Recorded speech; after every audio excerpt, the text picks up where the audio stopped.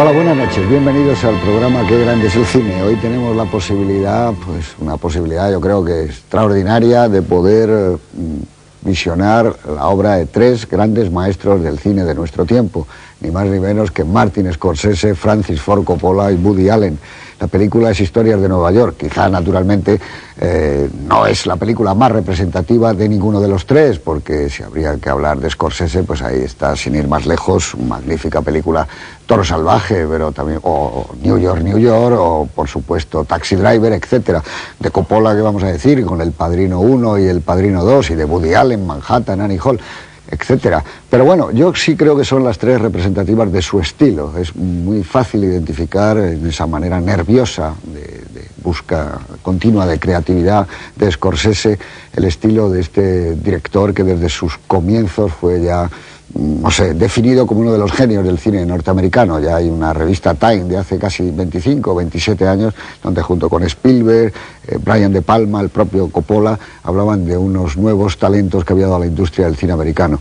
Bueno, y qué decir a estas alturas ya de la película de Woody Allen, que sin duda alguna pues es uno de los hombres, yo creo, más importantes que ha dado el cine de nuestro tiempo y de otros tiempos. Yo creo que si algún día se le da el primer premio Nobel de literatura a un cineasta, yo creo que el que sale con mayor posibilidad es sin ninguna duda Woody Allen. O qué decir de ese gran padrino como Coppola, que no solo es un hombre que ha dejado su impronta en muchas películas, sino que ha apadrinado una serie de cineastas extraordinarios que junto a él se reunían en la Universidad del Sur de California.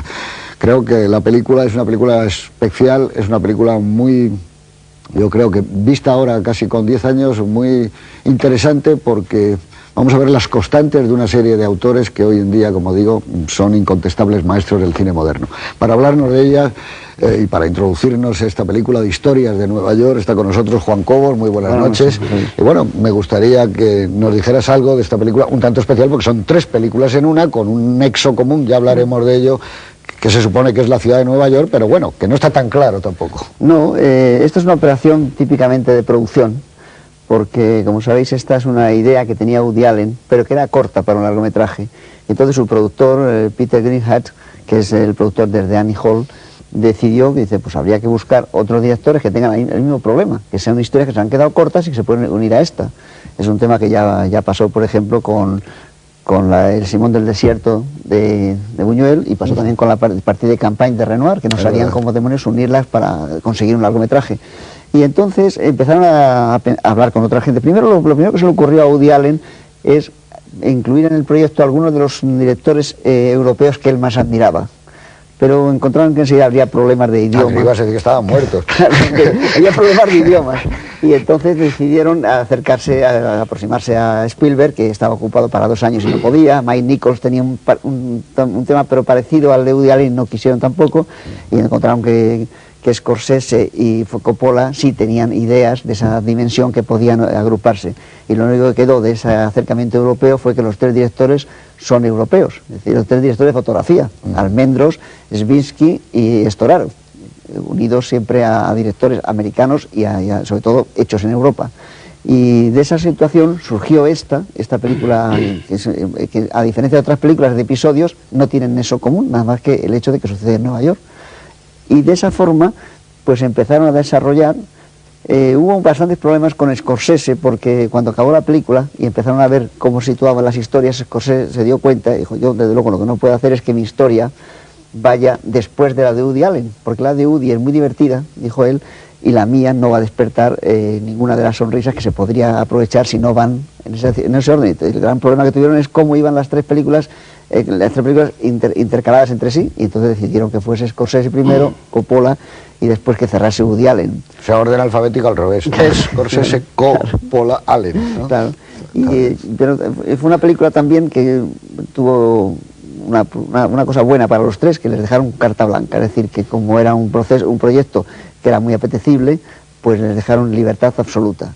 Por ejemplo, Scorsese cuenta que como trabajaba en unas condiciones muy buenas, pues la escena, que luego hablaremos de ella, muy interesante, de cuando es el máximo momento de tensión de la pintura de este hombre que interpreta la historia suya, pues dice, hombre, normalmente eso es una escena que yo habría montado en pues una mañana y una tarde como mucho. trabajé 8 días en ella, había posibilidad de detenerse en todo, de estudiarlo, de reestudiarlo y de ver la posibilidad de sacarle el máximo partido a cada una de las cosas. Entonces, bueno, pues trabajaron todos con esa libertad, la libertad, por ejemplo, de Coppola de hacer esa fiesta de disfraces, que es una fiesta costosísima, pero que decía su propia hija, acostumbrado a rodar como Apocalipsis Now y como el Padrino, La Boda, entonces esa que parecía muy difícil y que tenía 3 días de rodaje, al final acabó en 3 días. Eso que por lo visto, como siempre pasa en todas partes, se le rompió por lo visto un grupo electrógeno y perdieron media jornada, pero Coppola dijo que lo hacía en ese tiempo y lo hizo.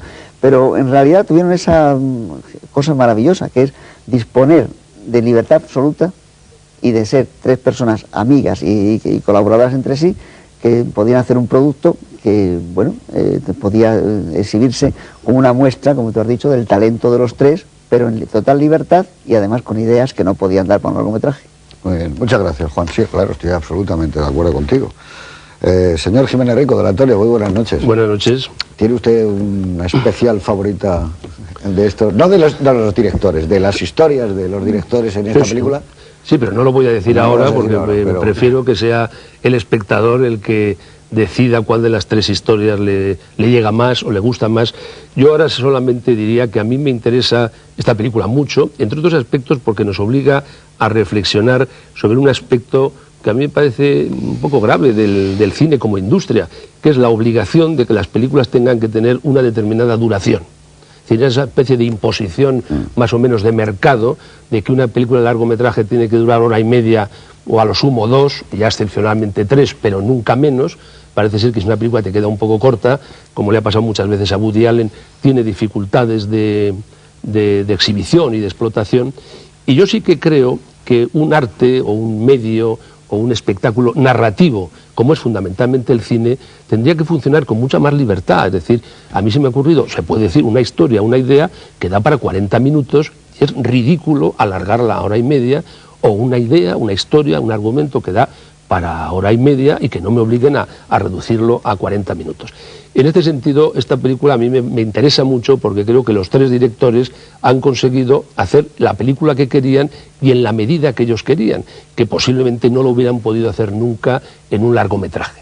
Y esto les ha dado una oportunidad que es demostrar que hay ideas que se desarrollan y se desenvuelven perfectamente en media hora, igual que hay otras que no hay forma de desenvolverlas en media hora porque son mucho más amplias.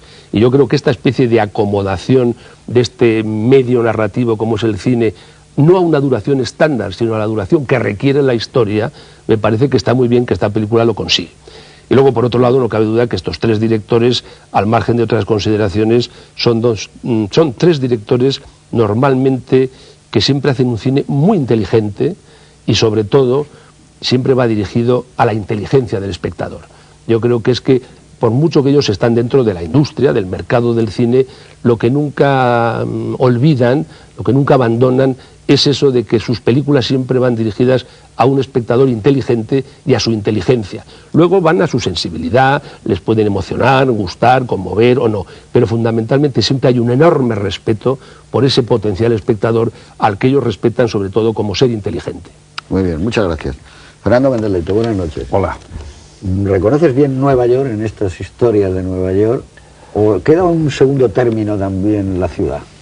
Sí, la ciudad queda en segundo término en las 3, muy especialmente en la de Scorsese, que es una película de interiores, pero de interiores muy neoyorquinos, ¿no? Son esos lofts, estudios de los pintores, probablemente del Greenwich, no sé exactamente, pero supongo.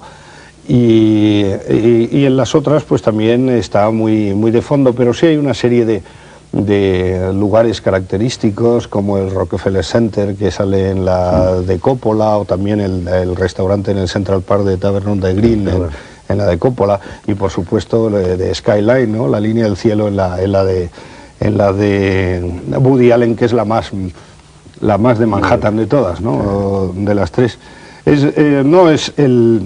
No es desde luego Nueva York el tema, es un poco la excusa para hacer la película, y lo que sí se reconoce, yo creo, bastante bien es a los 3 directores, que sin duda son probablemente los 3 directores más interesantes del cine americano contemporáneo. Yo, que siempre hablo muy mal del cine americano de ahora porque me parece que es exactamente lo contrario del cine americano de antes, pues la verdad es que Scorsese, Coppola y Woody Allen me reconcilian con el cine americano de ahora. Concretamente me parece que la película de Woody Allen es uno de los ejemplos más claros de conciliación